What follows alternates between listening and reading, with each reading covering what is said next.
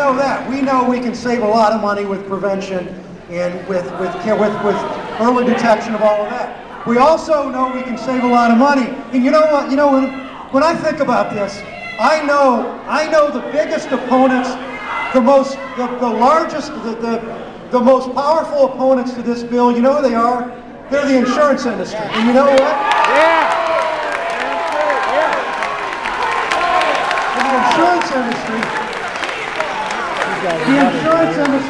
The insurance industry wants to scare old people. That's why they're making up this stuff. Because the insurance industry, if we do healthcare reform right, the insurance industry, this guy from Aetna that makes $24 million a year, let me ask this, how many of you in this room, how many of you in this room believe, how many of you in this room believe that the president, just if you put your hand up, how many of you in this room believe that the president of Aetna earned that $24 million last year? Okay, all right, well, a lot of you obviously think the insurance company's not making enough money. I think the insurance company's making too much money, and they're making money on the backs of Zach, and they're making money on the backs of Harriet's brother-in-law, and they're making money on the backs of Cassandra, and they're making money on Jerry's small business, and I don't like it.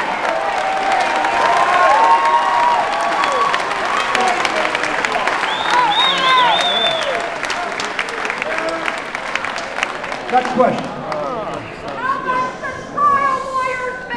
Shut your mouth! You don't have the floor! Shut up! Yes, sir. Please be as respectful of him as you've been generally to me and to everybody up here. As we were to the woman before that obviously is probably not one of my supporters at election time. So go ahead. Yes, Senator, thank you. My name is John McKernan. I've lived and worked here in Cincinnati the majority of my life.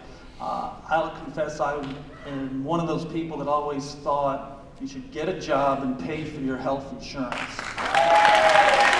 I did that for 40 years until I had no job.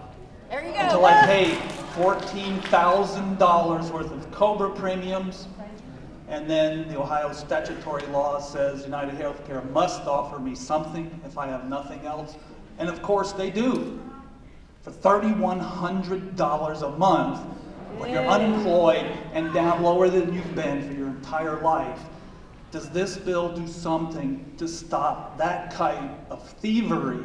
If you like to keep the big insurance companies, and which I did, until you find out when you really need something, you can pay for it cash if you got $3,100 a month and you have no job.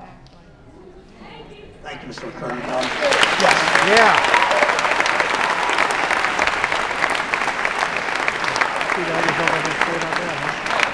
Thank you, Mr. McKernan. The answer is yes. The bill works this way.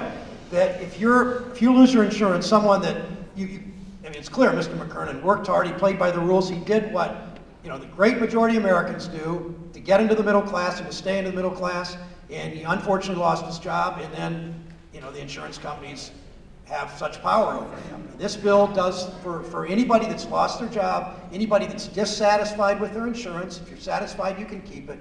But if they're dissatisfied, he can go into what's called the health exchange. And I said the health exchange will give people choices of what insurance they want. Do they want to go to Aetna? Do they want to go to United Health? Do they want to go to the public option? Do they want to go to Blue Cross? Do they want to go to Medical Mutual? They have that choice.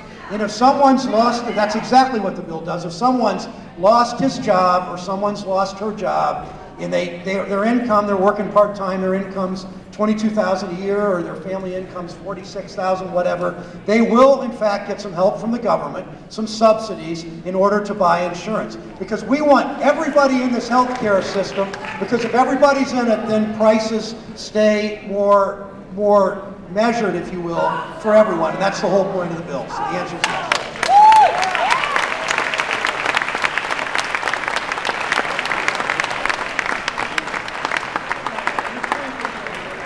I want to announce the next three before you ask your questions.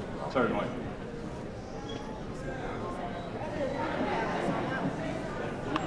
guy's t-shirt. Okay, after him, the next three, if people would like to come up. Brian Moore. Brian Moore, is Brian here? Chuck Weber.